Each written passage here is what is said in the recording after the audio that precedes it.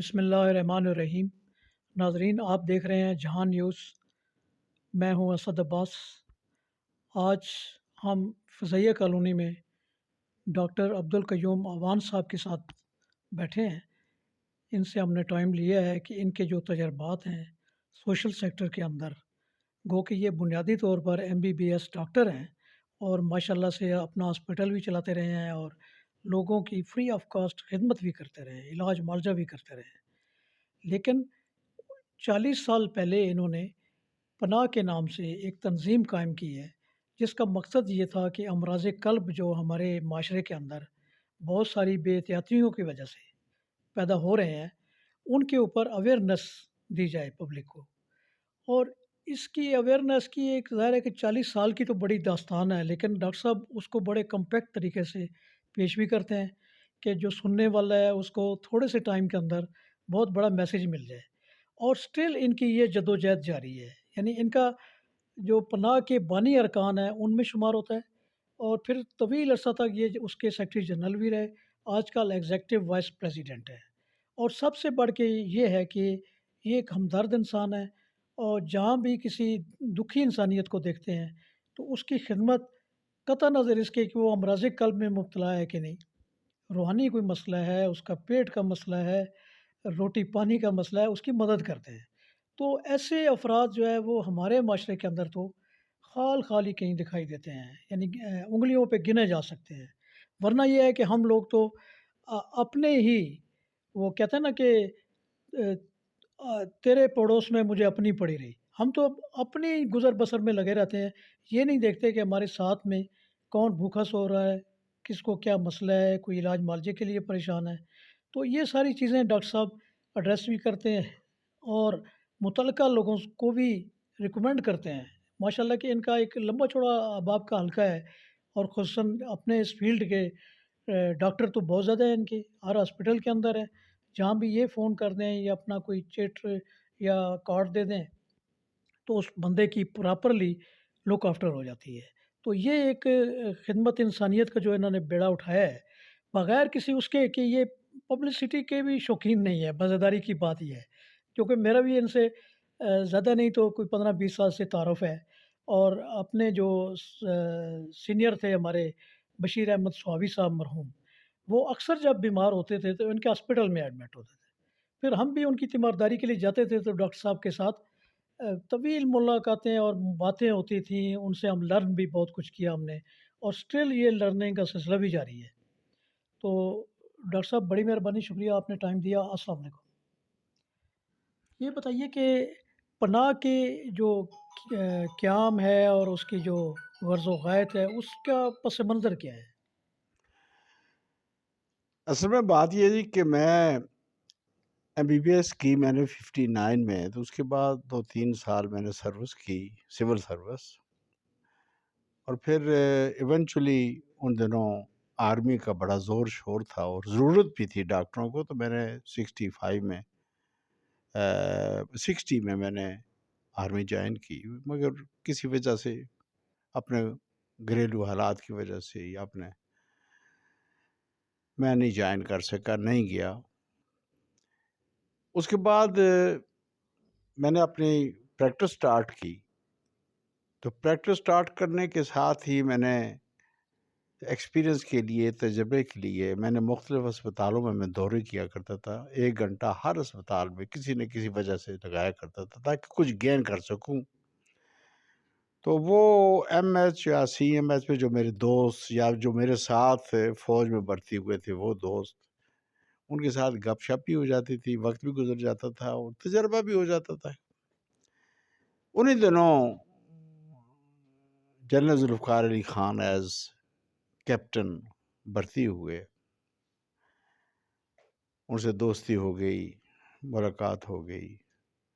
ECG VCG مجھے پڑھنی نہیں آتی تھی، کیونکہ ہمارے زمانے میں اتنے دل کے مریض ہی نہیں ہوتے تھے۔ ہمارے زمانے میں کوئی CCU، کسی ہاسپٹل، نشتر میڈیکل کالج بہت بڑا ہاسپٹل ہے، وہاں CCU ہمارے زمانے میں نہیں ہوتے تھی۔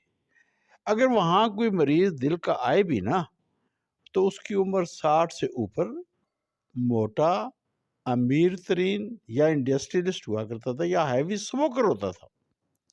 आम बंदे जो हैं, उनका लाइफ़स्टाइल जो है ना, वो इतना बदला।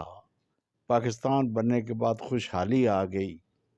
जो लोग चलते थे वो साइकिलों पे आ गए, जो साइकिलों पे थे मोटरसाइकिल पे आ गए, जो मोटरसाइकिल पे थे वो गाड़ियों पे आ गए, जो गाड़ियों पे थे उनके पास 2-2 3-3 गाड़ियाँ आ गई हैं।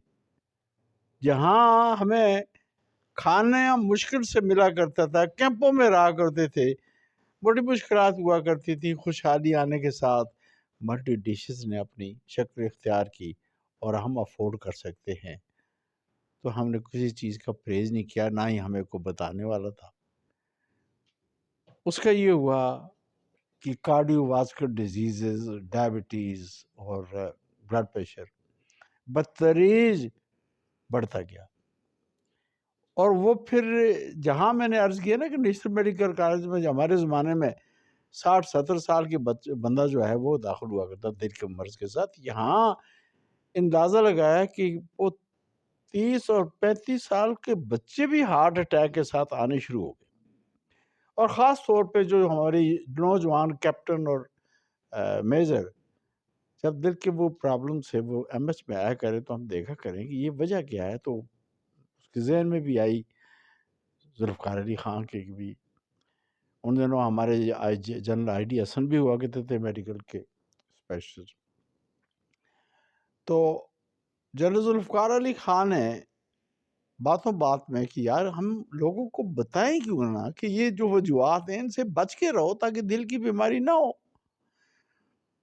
बस ये रेगुलरली उठना बैठना, मरीज देखना, डिस्कस करना, तो जहन में आ गया कि यार एक ऐसी तंजीम बनाई जाए जिसके प्लेटफार्म से हम अपने बच्चों को, स्कूल के बच्चों को, लोगों को, ताजरों को, बाबुओं को, ब्यूरोक्रेट्स को, फौजियों को, मौलवियों को, पीरों को, जिस चीज़ के सीने में भी दिल धड़कता है वो हेल्दी हो। उस हेल्दी हार्ट के लिए हमने सबसे टॉप पे हमने नो स्मोकिंग वाला नारा लगाया। चौधरी साहब 40 साल की इस तगदो में अल्लाह ने एक वक्त ऐसा दिया कि एक इंटरनेशनल कॉन्फ्रेंस में उस वक्त के सईद सादिक साहब जो कि सेक्रेटरी हेल्थ थे, तो वो हमारे स्टॉल पे आए। जनरल ज़ुल्फ़िकार अली ख़ान साहब थे, प्रोफेसर शौकत साहब भी थे। तो उन्होंने जब मुझसे कुछ लिटरेचर मांगा कुछ, और वो पता चला कि सईद सादिक का एक भाई इज ए चेन स्मोकर। और डॉक्टरों ने कहा कि यार मैं बाज नहीं आ रहा था, तो उन्होंने लिटरेचर देखकर अपने भाई के लिए, तो मुझे मौका मिल गया। तो मैंने बड़े दुखे दिल से सईद सादिक को कहा कि जी आप इतनी बड़ी पोस्ट पे, ज़िम्मेदारी पोस्ट पे बैठे हैं, लोगों की सेहत के हवाले से आपकी सीट, आपका किरदार बड़ा इम्पोर्टेंट है। आप लोग गवर्नमेंट के खर्चे पे बाहर जाते हैं, वहाँ देखते हैं, मैं भी वहाँ गया हूँ कि जहाँ लिखा हुआ है no smoking, nobody can smoke in public. तो यहाँ तो सर हर जगह स्मोकिंग।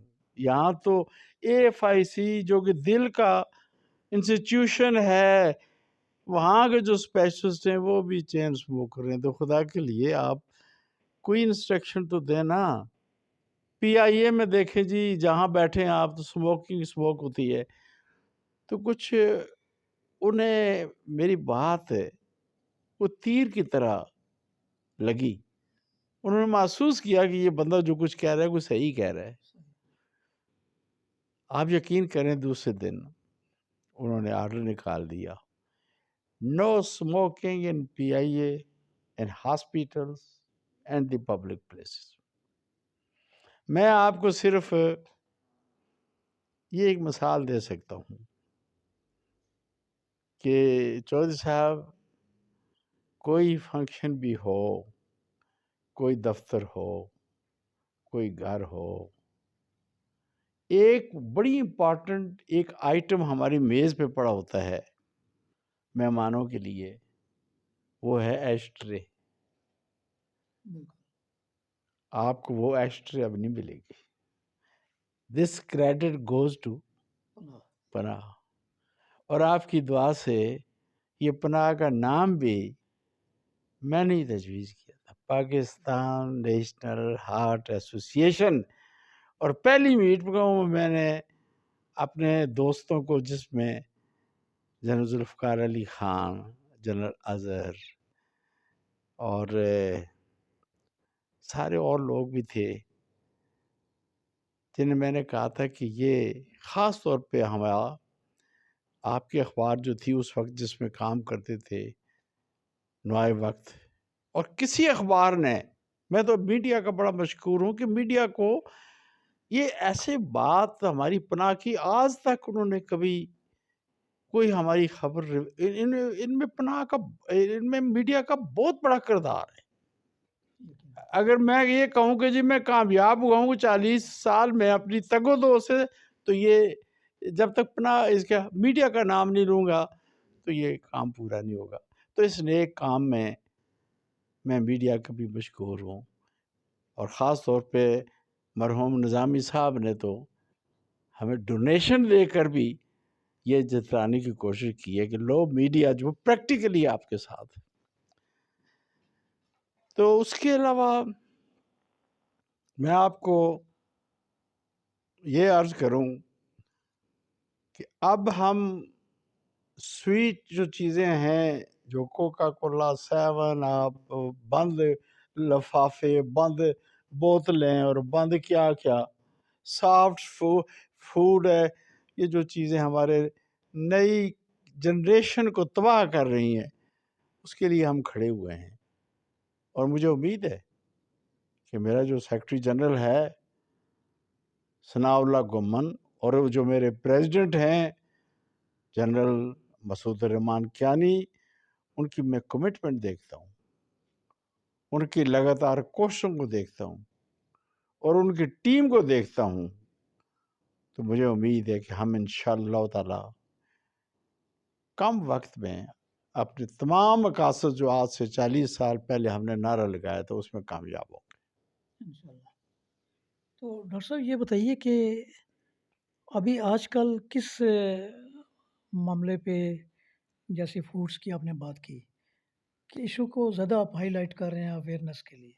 جی آج کل جی ہم یہ جو سافٹ ڈرنکس ہیں، یہ جو آرٹیفیشل مشروبات ہیں، اور ان میں تو ہم نے لاہور میں، کراچی میں، کوئٹہ میں، وہاں ہماری team under the supervision of secretary general پناہ ثناء اللہ گمن گئی ہیں، اور وہاں انہوں نے لوکل پریس کے علاوہ وہاں انہوں نے مساجد کے علماء کو بھی انوالو کیا ہے کہ یہ ان کی بھی ڈیوٹی ہے کہ اپنی قوم کو صحیح راستہ دکھائیں تاکہ وہ ایک صحت مند زندگی گزار سکیں، اور اس کے اوپر ہمارا فوکس ہے، اور ہم اس میں کامیاب بھی ہوئے ہیں۔ ہم نے ٹیکس بڑھایا ہے، ہماری ریکویسٹ کے اوپر گورنمنٹ نے ٹیکس بڑھایا ہے، اور اب ہم کوشش کر رہے ہیں کہ تمام وہ جو چیزیں جو کہ بچوں کو نادانی میں ہی کھا پی سکتے ہیں، کھاتے ہیں، ان کے اوپر ہم وارننگ لکھیں، ان کی اجزاء بتائیں کیا کیا ہیں، ان کے نقصانات بتائیں کیا کیا ہیں، تاکہ وہ جب کسی چیز کو وہ استعمال کریں تو کچھ سوشل، کچھ علم کی بیک گراؤنڈ بھی ہو، ان کو تھوڑا سا اس کو روکنے میں مدد دے۔ تو یہ ہم کر رہے ہیں انشاءاللہ تعالی، اس میں کامیاب بھی ہوں گے اللہ نے چاہے۔ تو یہ بتائیے کہ میڈیا کے ذریعے کیا میسج کیا دیں گے پبلک کو؟ میرا میسج یہ ہے، اور آج سے 40 سال پہلے بھی یہی نعرہ لگایا تھا، ہمارا کوئی دوسرا میسج نہیں ہے۔ ہمارا میسج ہے، آج سے 1500 سال پہلے جو میرے حضور کی سنت تھی، جو ہمارے حضور نے پریکٹیکلی اپنی زندگی آپ مجھے بتائیں، میں جب مساجد میں جاتا ہوں یا کسی اور جگہ میں جاتا ہوں، ہمارے تمام دینی علماء، ان کو اگر میں کہتا ہوں اس کے متعلق، ایکٹیویٹی کے متعلق یا کھیل کے متعلق، تو وہ حیران ہو جاتے ہیں، یار ہم تو عالم دین ہے. مگر میں ان کو یہ بتانے کی کوشش کرتا ہوں کہ حضور نے اگر جنگیں لڑی ہیں، ان کا دانت بھی شہید ہوا تھا، تو ایسے ہی نہیں ہوا تھا، انہوں نے ورزش کی ہوگی. وہ غار حرا ایسے وہ پیدل جایا کرتے تھے، صبح کی نماز کے بعد وہ چہل قدمی کرتے تھے، ان کی فزیکل ایکٹیویٹی تھی، وہ سپاہی تھے، ان کی توند نہیں تھی. وہ کہتے تھے سلام اس پر کہ جس نے پیٹ پہ پتھر بھی باندھا تھا. یہاں تو میں اپنے بہت سے ایسے میرے علماء ہیں، میں معافی کے ساتھ سے گزارش کروں گا کہ ان کی یہ سنت نہیں ہے. ہر ایک کی سنت بڑی ہوئی ہے، خراب ہے، اور اس کے اوپر بھی غور کرنا چاہیے، اور یہ ان کا فرض بنتا ہے. اور ہمارے ساتھ انہوں نے بڑا تعاون کیا ہے، علماء نے بہت تعاون کیا ہے، اور انشاءاللہ تعالی ہم اپنے اس نیک کام میں اپنی قوم کو اور اس کے ساتھ میں ایک اور عرض کرتا چلوں. آج کل کے حالات میں، سیاسی حالات میں، پولرائزیشن کے لحاظ سے میں کہتا ہوں یار، حضور کی 3 چیزیں ہمیں میثاق کے مدینہ کی مثال بتاتی ہیں. ایک تو یہ ہے خوش اخلاقی، دوسرا جو ہے صبر، ٹالرنس، تیسری وہ ہے تجارت. ہم تینوں چیزوں میں فی الحال نیگیٹو ہیں. نہ ہمارا اخلاق اچھا ہے، ہمارے چہرے پہ آپ کو مسکراہٹ کسی کے اوپر نظر نہیں آئے گی. یہ ہماری بدبختی ہے، حالانکہ یہ سنت ہے. ہمیں ایسا دیکھیں، کیا ٹالرنس کا کیا اس سے بڑی مثال کیا ہوگی کہ بڑھیا پھینکی جا رہی ہے گند، ان کو نفرت کیے جا رہی ہے. جب وہ 2-3 دن نہیں اس نے یہ حرکت کی تو حضور خود چل کر چلے گئے. تو اس سے بڑی اور کیا مثال ہے کہ اس نے ایک دم اسلام قبول کر لیا. یہ بہت بڑی مثال ہے. اور میں ایک آپ یہ بتاؤں کہ آج کل کے حالات میں ہمیں بتایا جاتا ہے کہ جناب یہ اسرائیلی تمام پروڈکٹ جو ہیں اس کی بائی کاٹ کریں. فرانس کا، یو کے کا، جرمنی کا، جاپان کا، امریکہ کا، تمام چیزوں کا بائی کاٹ کریں. یار ہم ایک بائی کاٹ اگر کر لیں گے تو ہم مسلمانوں نے اور کوئی چیز ایسی بنائی ہے نہیں کہ الٹرنیٹو. اگر وہ الٹرنیٹو چیز بنائی ہے تو کیا اس میں ایمانداری ہے؟ یہ سوچ لینا. دکھ سے کہہ رہا ہوں اور اپیل کر رہا ہوں اپنی قوم سے، خدا کے لیے اس ملک کو قوم کی ضرورت ہے. آپ قوم بنیں، نفرتیں مٹائیں، محبتیں بڑھائیں. یہ میرا پیغام ہے. تھینک یو ڈاکٹر صاحب، بہت مہربانی، شکریہ.